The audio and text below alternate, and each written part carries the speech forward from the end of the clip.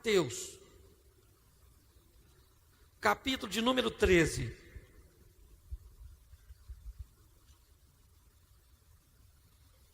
Mateus, capítulo 13, do versículo 1 ao verso 9 primeiro. Amém? Naquele mesmo dia, saindo Jesus de casa, sentou-se à beira-mar. E grandes multidões se reuniam perto dele, de modo que entrou num barco e se assentou. E toda a multidão estava em pé na praia. E de muitas coisas lhe falou por parábolas e dizia: eis que o semeador saiu a semear. E ao semear, uma parte caiu à beira do caminho, e vindo as aves comeram. A outra parte caiu em solo rochoso, onde a terra era pouca, logo nasceu, visto não ser profunda a terra. Saindo, porém, o sol a queimou, porque não tinha raiz e secou-se. A outra caiu entre os espinhos. Os espinhos cresceram e a sufocaram. Outra, enfim, caiu em terra boa e deu fruto, a 100, a 60 e a 30 por um. Verso de número 19. A todos os que ouvem a palavra do reino e não a compreendem, e vem o maligno e arrebata o que foi semeado no seu coração, este é o que foi semeado à beira do caminho. O que foi semeado em solo rochoso, esse é o que ouve a palavra e a recebe logo com alegria, mas não tendo raiz em si mesmo, sendo antes de pouca duração, em lhe chegando a angústia ou a perseguição por causa da palavra, logo se escandaliza. O que foi semeado entre os espinhos é o que ouve a palavra, porém os cuidados do mundo e a fascinação da riqueza sufocam a palavra e fica infrutífera. Mas o que foi semeado em terra boa é o que ouve a palavra e a compreende. Este frutifica e produz a 100, a 60 e a 30 por um. Feche os seus olhos. Senhor nosso Deus e Pai, em nome de Jesus, eis aqui a tua palavra. Teus servos têm a responsabilidade de estar à frente de algum trabalho, de estar à frente de alguma função.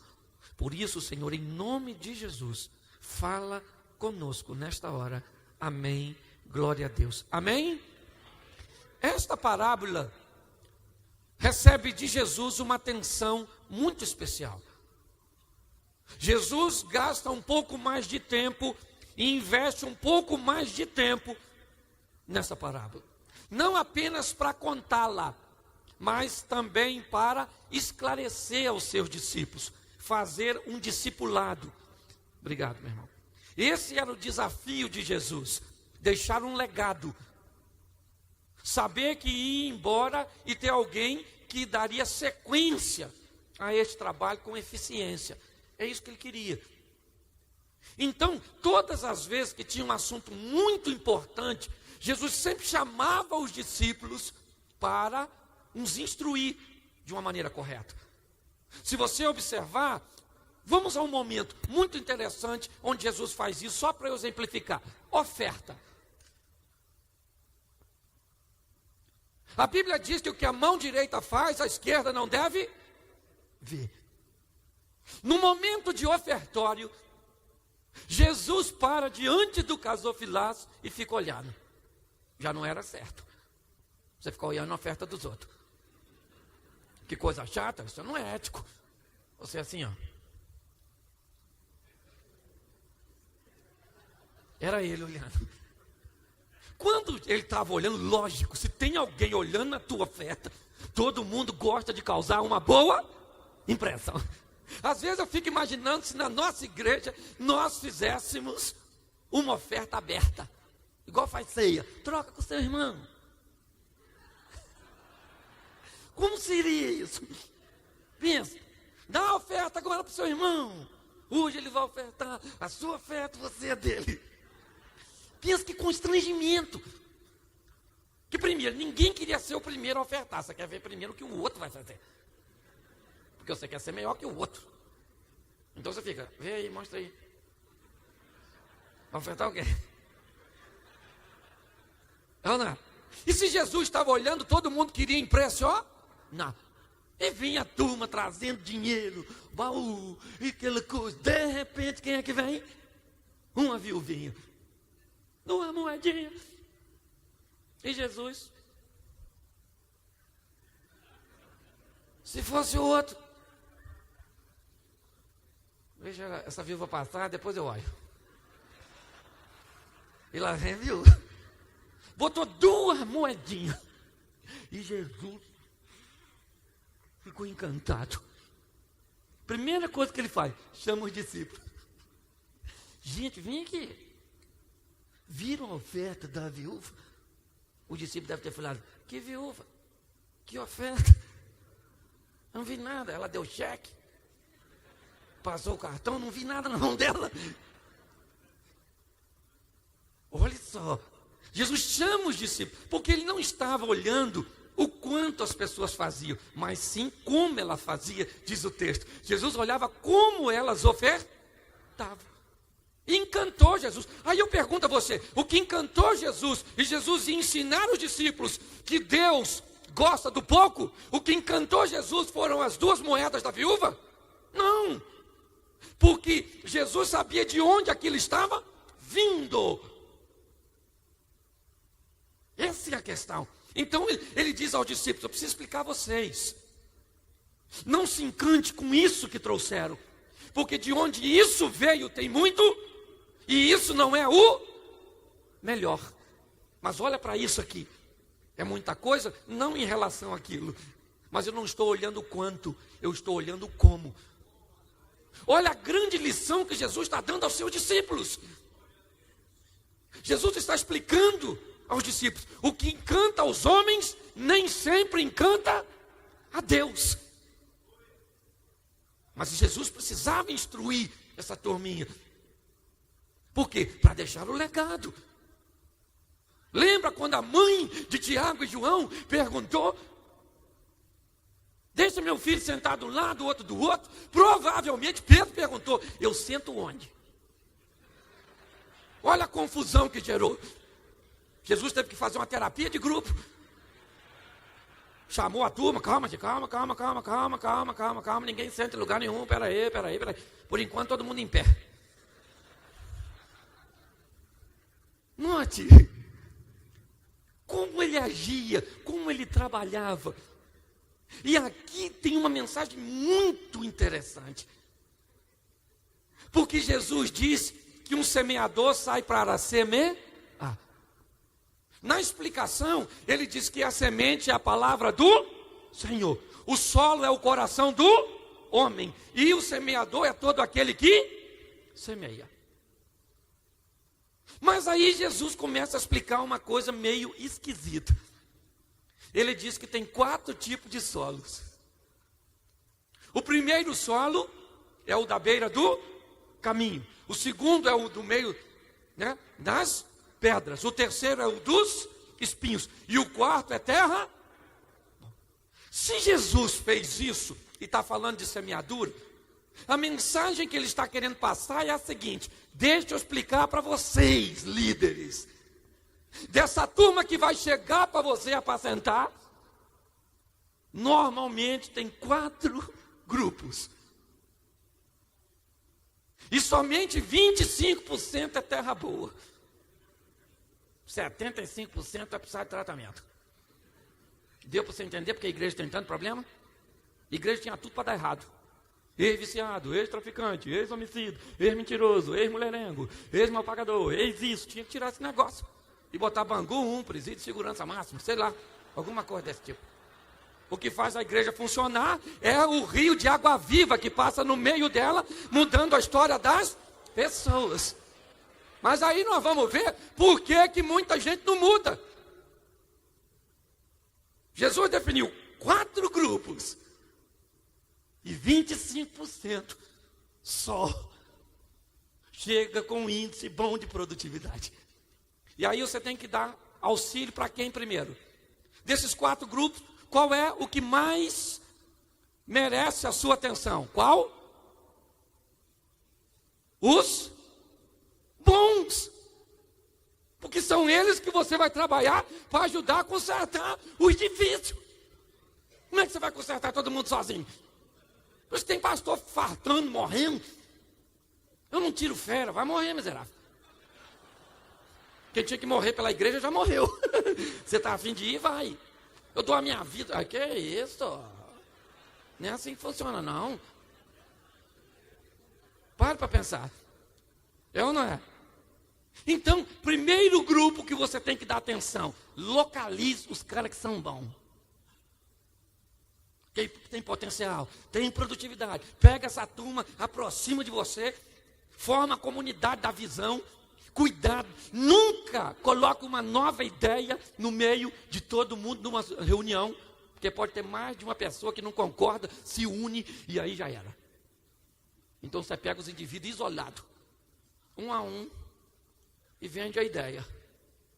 Está vendo? Assim, mas não, mas é assim. Não. Depois quando você botar todo mundo junto,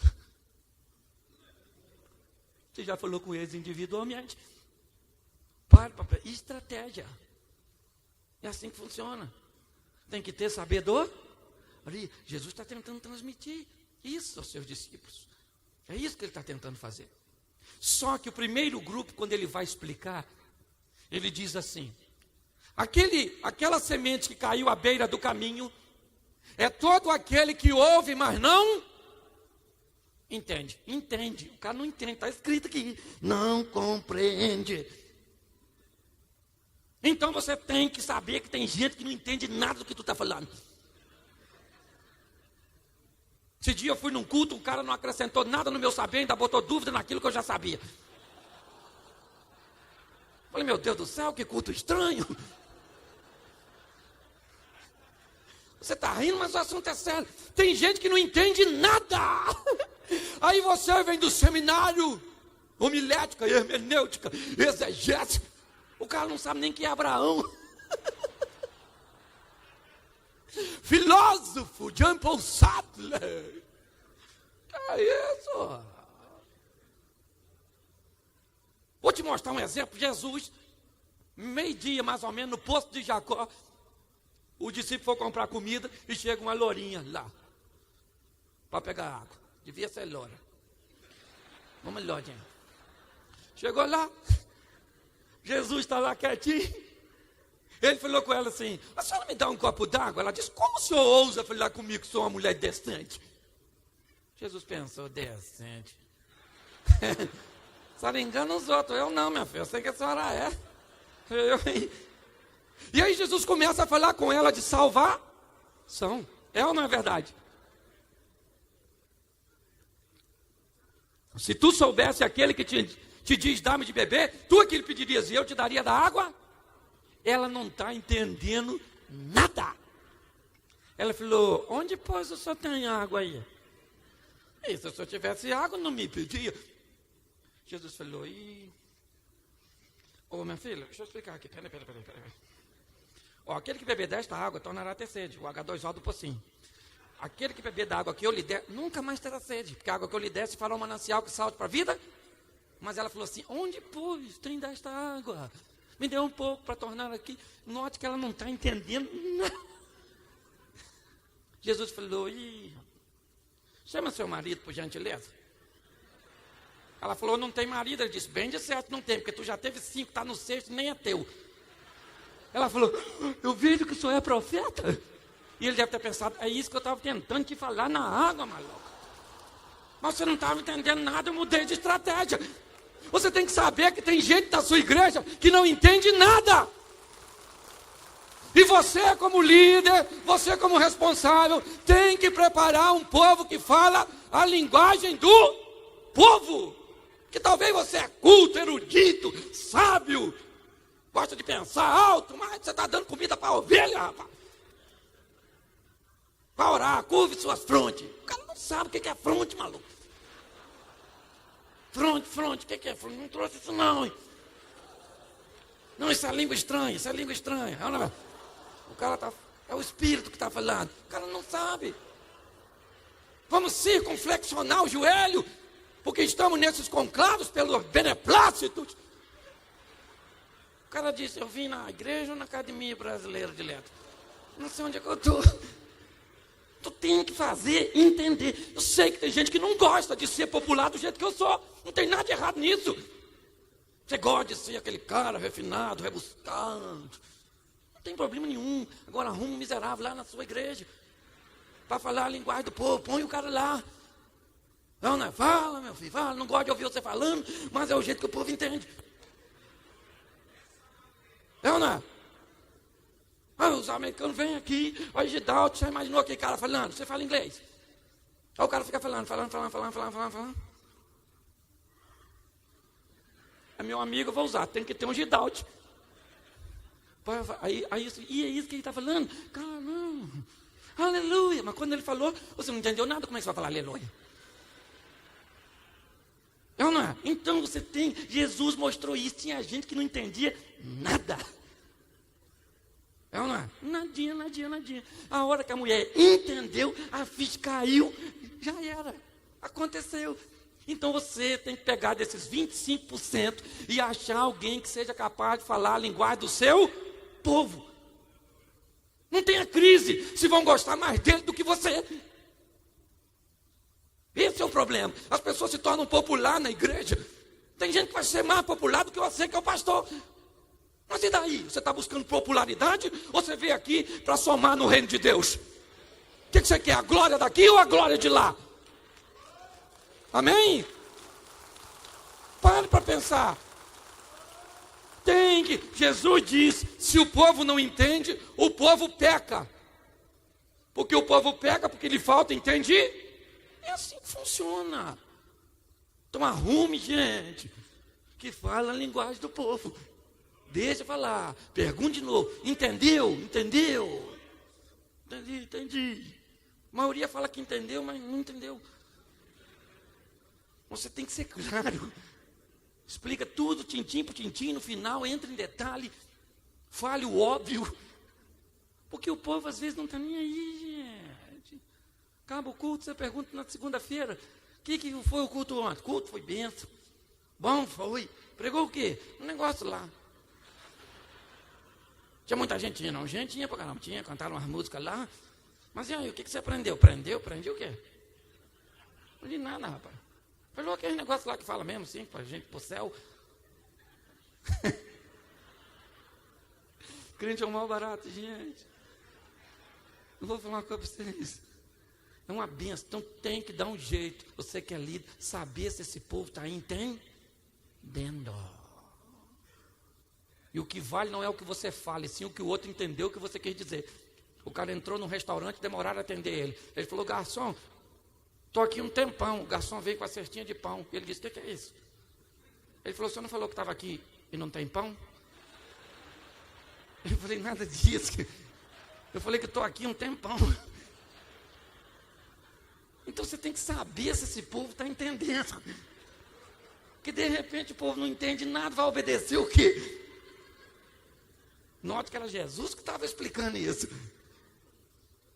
Sempre se fazendo entender. Se ele estava no meio de agricultores, a linguagem era de agricultura. Se ele estava no meio dos pescadores, a linguagem era de pescador. Se ele estava no meio dos doutores, ele usava a linguagem dos doutores. Porque o objetivo dele sempre foi e sempre será se fazer entender. Facilite as coisas para as pessoas. Vá devagarzinho. Por que muitos de nós não gostamos de ouvir o R.R. Soares?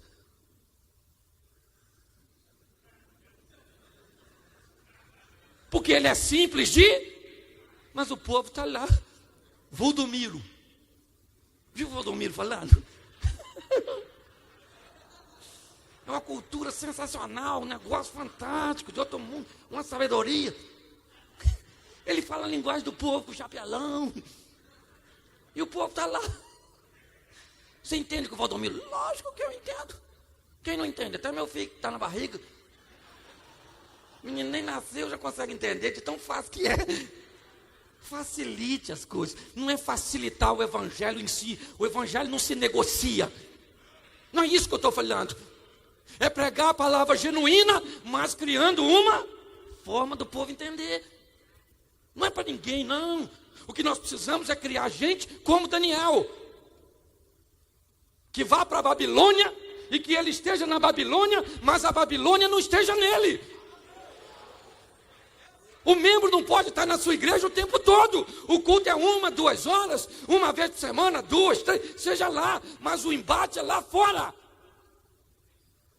Então os caras têm que chegar lá, o membro da sua igreja, que é a igreja que você pastoreia, e o cara fala, Nabucodonosor fala, toca a trombeta, e dobra o joelho. E os caras falam, nós não vamos dobrar esse joelho. Ah, mas está todo mundo dobrando, cara. Mas nós não vamos dobrar, mano. Nós aprendemos que esse joelhinho aqui só se dobra diante. Mas está todo mundo dobrando, está todo mundo fazendo, está todo mundo isso. Mas eu não sou todo mundo. Eu aprendo lá na igreja que eu sou cidadão do céu. Eu entendi isso e pronto. É ou não é? Aí o Nabucodonosor disse o quê? Chapa quente nos meninos. Ah, vocês não vão dobrar o joelho, não? Então quero ver quem é o Deus de vocês para livrar vocês das minhas mãos. Sabe qual foi a frase dos meninos? Se Deus vai nos livrar, nós não sabemos. Uma coisa nós sabemos. E esse joelho nós não vamos dobrar. E pronto, acabou o problema. Nabucodonosor falou, mata! Jogou os meninos na fornalha. E Nabucodonosor foi olhar, porque todo mundo gosta de ver desgraça. Chegou na fornalha. Nabucodonosor falou, que é isso aí? Caramba. Ciência exata, né? Matemática? Peraí, nós jogamos quem? O Nani, o Misael, Ué, mas Daniel estava aí também? Não, estava não. Então, peraí. Ué, gente, tem 4 lá dentro, só jogamos 3. Ué, mas e eles não estão queimando, não. Eles estão pegando uma saunazinha assim, andando no rolezinho no meio do fogo. Aí os meninos falaram, eu imagino Nabucodonosor falando, ô rapaziada, vem aqui fora. Se sou eu ia falar, entra aí. Tu não é o cara, malandro? Tu não é o bonzão, meu irmão? Eu aprendi lá na minha terra, na igreja que eu congrego, que esse joelho não se dobra e que Deus vai estar comigo se eu não abrir concessão. É esse povo que nós precisamos formar. É ou não é verdade? Só para me terminar e concluir, lembra do Daniel? Vamos orar. Não pode orar. 30 dias não pode orar. Não pode orar, não pode orar, não pode orar. Daniel falou, como é que eu vou fazer? Não pode orar, só não pode pedir, então eu vou agradecer. O texto é bem claro, diz que ele fazia ações de só isso, orando. Senhor, muito obrigado, posso pedir agora. Estou acumulando aqui. Vamos lá. Os caras viram e levaram ele. Eu estava orando, Daniel, eu não pedi nada, mas não pode orar. Infração gravíssima. Ponto na carteira de vida. Vai morrer. Cova do leão. Aí os caras me perguntaram, cadê os amigos do Daniel nessa ocasião? O Daniel não deixou ele sozinho na fornalha? Então os rapazes raparam fora agora e pronto, acabou. Você não estava com a gente lá, nós não estamos contigo aqui, 50-50, pronto. Leona, e lá na cova do leão, quem é que estava lá? O anjo. O leão não era otário. O anjo chegou.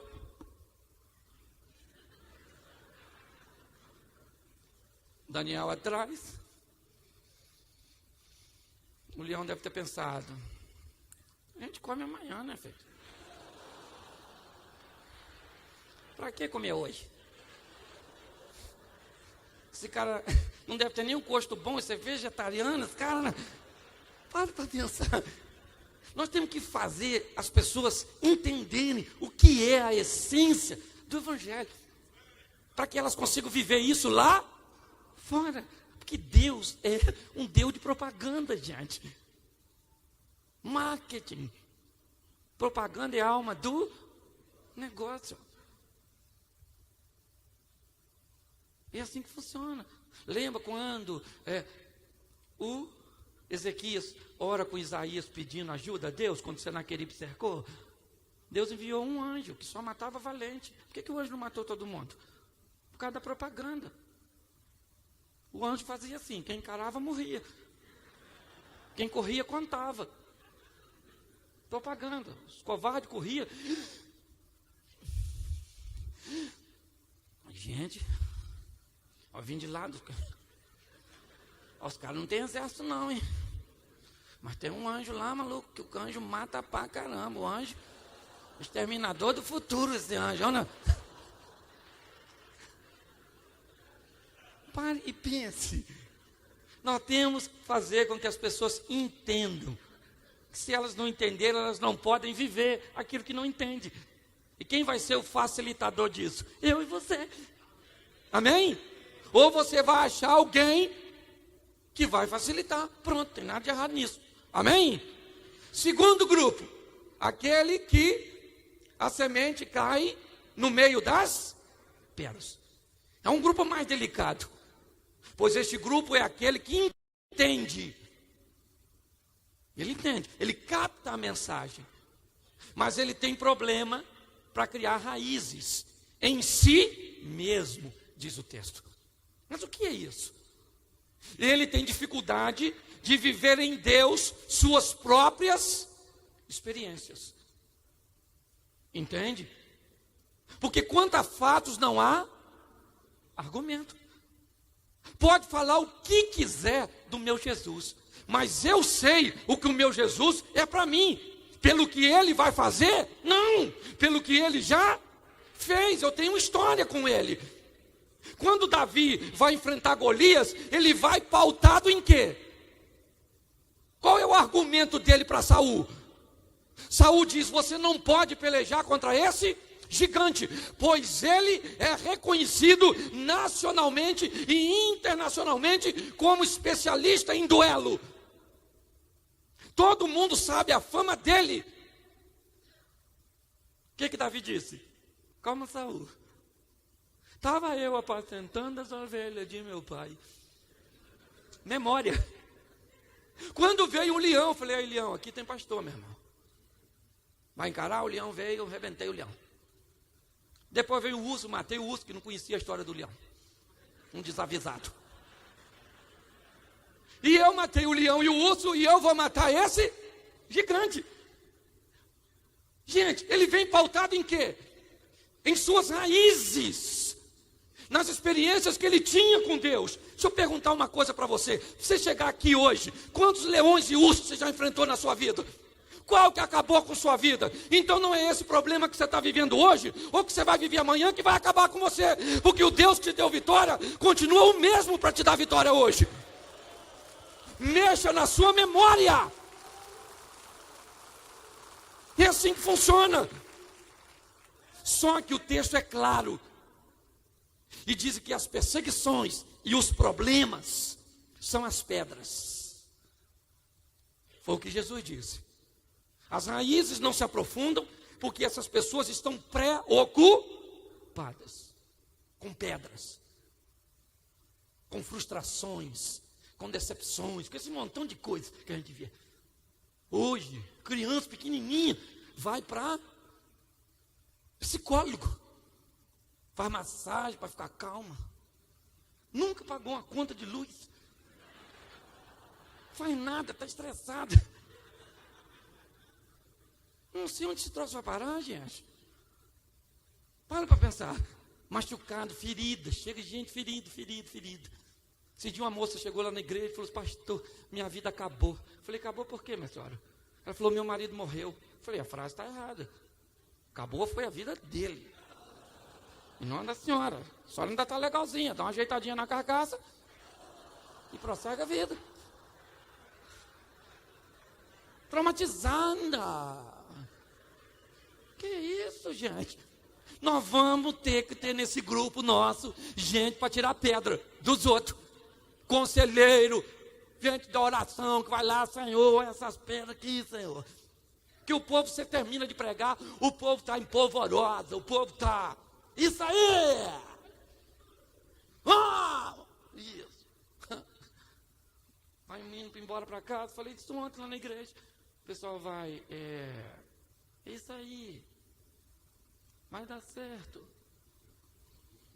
Amanhã de manhã ele levanta: vai dar certo? Vai não, é muito difícil isso, gente. Esse povo preocupado, é ou não é verdade? Para pensar. E tem gente que ainda prega que vida cristã é fácil. Aceita Jesus. Todos os seus problemas. Agora está tudo na mão dele. O problema é que a maior parte dos problemas que nós temos, quem arrumou foi você mesmo. Não. Uma palavrinha horrorosa que nós teimamos em dizer sim. Lembra quando você casou? Aceita? Sim. Olha onde você parou.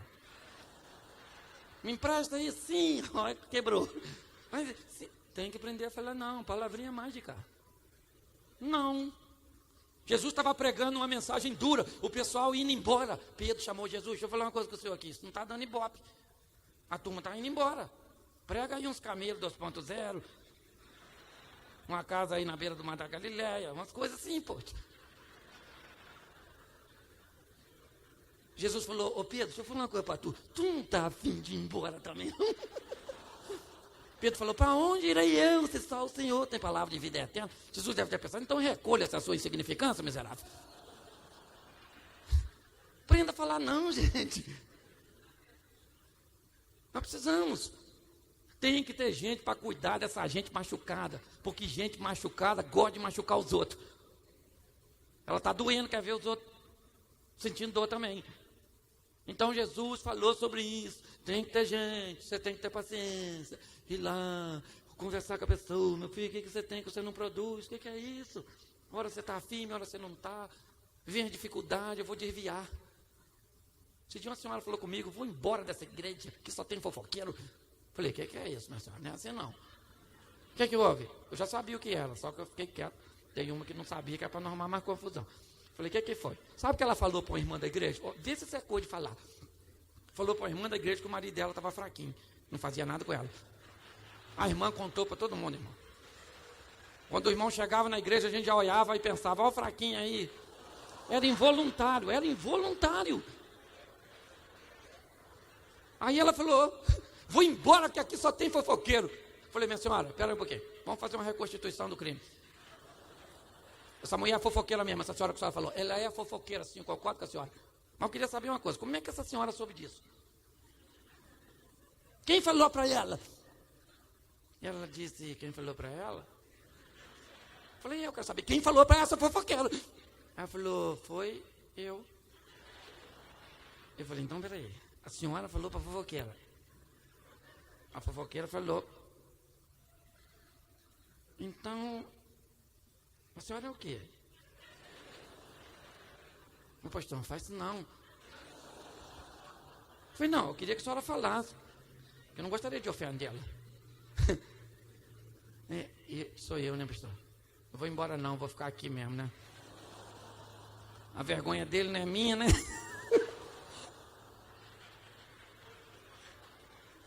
A gente lida com tudo isso, gente. Tem que ter gente, tem muita gente machucada, ferida, que vai ali, tem potencial de produtividade? Tem, mas precisa de um pouco mais de cuidado. Tenha gente para cuidar dessa turma. Cuidado para um membro de sua igreja não virar um número. Cuidado com isso. Isso tem acontecido em muitos lugares. Não é isso. E preste atenção, pastor, o senhor está dizendo que igreja grande? Não, eu estou dizendo que ovelha sadia. Até porque a primeira coisa que uma ovelha sadia faz é reproduzir. O crescimento é inevitável quando o rebanho é sadio. É assim que funciona. Então tem que ajudar, tem muita gente traumatizada, tem muita gente decepcionada, que precisa de gente que chega lá, aconselha, fala, gente, vamos sair daí desse buraco. Por quê? Pois as adversidades vêm e elas não conseguem sobreviver. O terceiro grupo é o grupo dos espinhos. Esse é um pouco mais delicado. Porque gente para entrar no meio dos espinhos tem que estar disposto a se machucar. É um grupo bem delicado, pois Jesus diz que esse grupo está envolvido com as coisas e com as riquezas dessa vida. São pessoas aprisionadas nessa situação. E elas também precisam de uma atenção especial, de um cuidado especial. E nesse grupo de 25%, você tem um pouco direcionado para o esclarecimento, um grupo direcionado para tirar pedras, mas você precisa de um grupo para os espinhos. Aquelas pessoas que vão precisar. Jesus deu atenção. Lembra do Bartimeu? Ou lembra do Zaqueu? Sobe numa árvore e Jesus disse: eu preciso ir até a sua casa. Jesus conversa com ele, ele faz uma declaração. Você lembra do jovem rico? Jesus não estava mandando ele falar, ele dar nada. Não. Jesus simplesmente queria dizer a ele: eu não estou interessado no seu dinheiro. Vai, vende tudo que tu tem, dá aos pobres, aí você vai ter um tesouro e você vem e me segue. Se você olhar o teor da mensagem,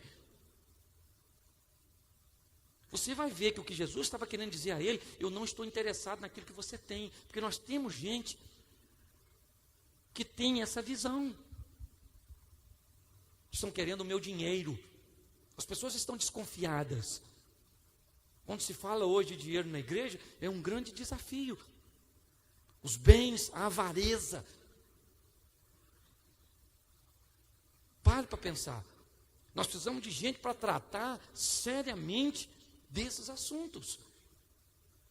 Para que as pessoas entendam que quando se coloca o que você tem na presença de Deus, Deus faz você prosperar. Mas como é que o povo vai entender tudo isso? Se não tem ninguém para explicar. Foi o que o eunuco disse a Filipe. Então nós vamos ter que ter atenção. Eu tenho uma igreja lá, pequenininha, e eu já vejo isso, a dificuldade. Eu tenho uma garotada que quer o pancadão na bateria. Eu já tenho os senhores que põem a mão. A turma quer o Thales.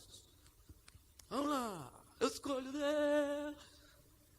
E tem a turma Rude Cruz, Serigil. Isso. Eu tenho a garotada que eu vou falar de sexo, eu digo: passou o cerol. Eu tenho senhores que eu vou dizer sexo, eu falo coabitou. Eu tenho que diversificar esse negócio. É desafiador isso, gente. É ou não é? Já é desafiador o que Deus entregou para você. Imagine se você perder tempo que Deus está entregando para o outro, desviando a sua atenção. Coloque isso na sua mente. Só que Jesus vai explicar algo muito importante. Ele diz que 25% é terra boa. Mas ele diz que nessa terra boa, a semente vai desenvolver em 3 níveis. O primeiro nível é o de 100%. O segundo é o de 60%. E o terceiro é 30%. Ou seja, você precisa reconhecer qual é o nível de produtividade daquela pessoa que está com você. Você tem que ter tempo para ela. Você precisa gastar um pouco de tempo. Aliás, não é gastar, é investir para conhecer aquela pessoa. Se ela só produz 30, não tente exigir dela uma produtividade de 100. Você vai matar ela. É ou não é verdade? Pega os discípulos de Jesus. Veja a história dos discípulos. Pega Pedro e João, eles têm um nível de produtividade praticamente, que nós poderíamos dizer, de 100%. Você pega Mateus, para pensar. Você pega André, aquela turminha que vem depois. Mas você pega gente, Bartolomeu, Natanael, gente que você não sabe nem direito o que fez. E Jesus nunca exigiu deles um alto nível de produtividade. Produziram sim, foram capazes de produzir, lógico, mas dentro de sua realidade. Mas nunca deixe alguém que produz 100 produzir 99. Faça com que ele tenha um nível de produtividade de excelência. Nesses 3 níveis. Hoje eu vejo muita gente cometendo sérios erros em administrar. Muitas divisões acontecem porque está assim de líderes criando cobras. Assim, o cara é bom, celebra com ele, rapaz. Eu faço isso lá em casa com a família. Tirou nota boa? Vamos jantar.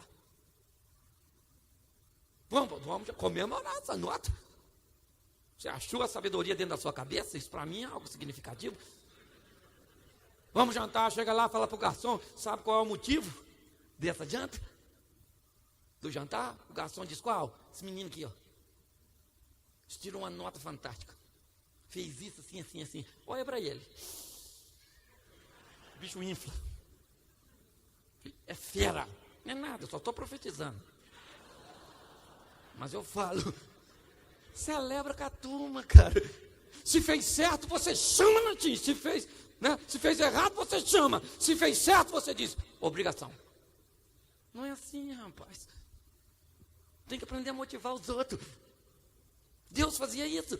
Entre Jericó e não pega nada. O Acã ficou de olho, pegou a capinha, se lascou. Deus disse, volta para Ai, e pode pegar tudo que vocês quiserem. Pronto. Pare para pensar. Nós precisamos avaliar. É ter uma visão clara daquilo que Deus entregou nas suas mãos. Esse é o procedimento. Descubra primeiro os que vão ajudar você. Depois coloque cada um no seu grupinho. Esse aqui não entende, você entende alguma coisa? Faz uma pesquisa de campo na sua igreja. De repente você vai descobrir que nem você está entendendo.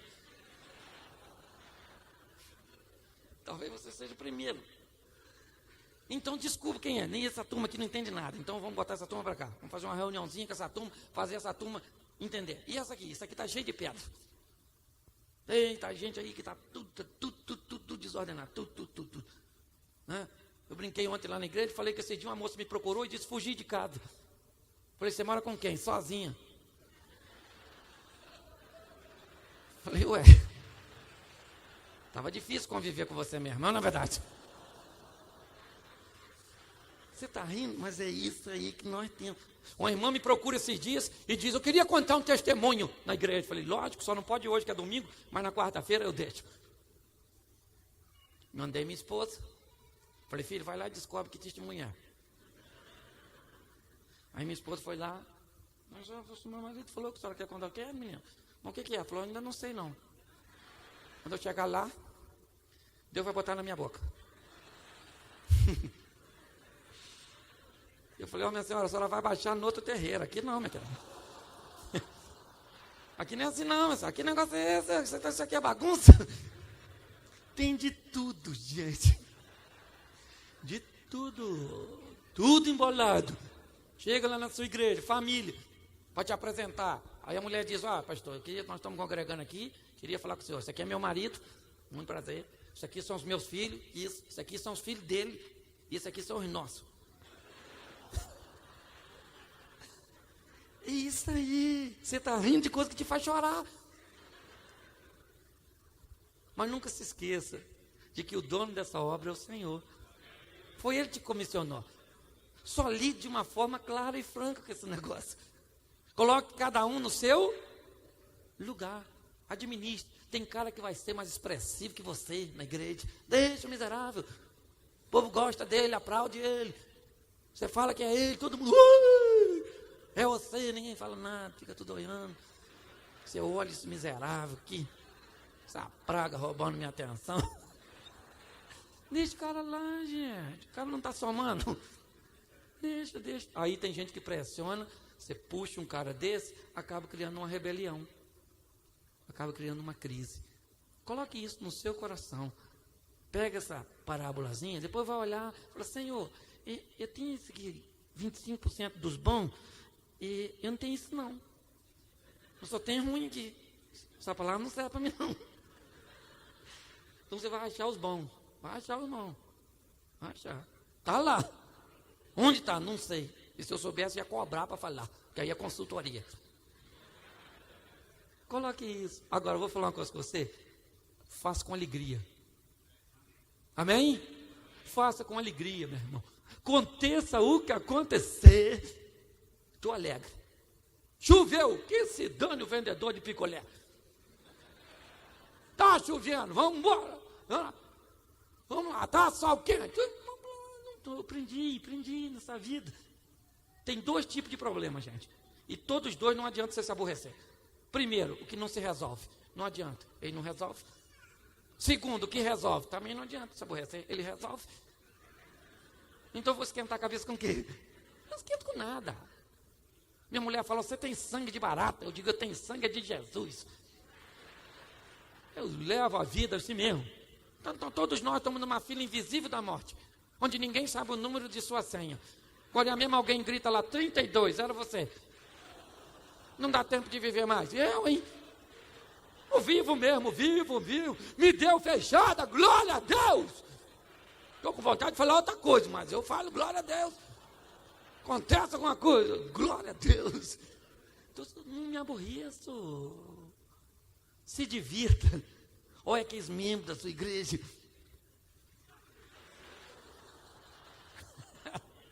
E dá vontade de você falar, Senhor, leva ele, que não aguento não, Jesus. Não aguento não. Isso aí, seu filho morreu por causa disso. Tá vendo como é que dá para rir? Esse dia um cara falou comigo, o senhor mora no Rio? Eu falei, moro, o Rio de Janeiro é violento. Eu falei, por quê, meu filho? Ele falou, lá tem bala perdida. Eu falei, a Bíblia tinha flecha perdida. Ele disse, é violentíssimo o Rio. Eu falei, não é, violento era o Éden. Ele disse, por quê? Eu falei, porque Caim matou Abel, morreu 25% da população num dia só. Tinha 4, morreu 1. É um índice alarmante de violência. Nem no Holocausto morreu tanta gente. Se divirta, gente. Brinque. Agora, vou falar uma coisa para você para eu encerrar. Tem uma família estruturada. Líder à frente de uma igreja sem família. Vai longe não.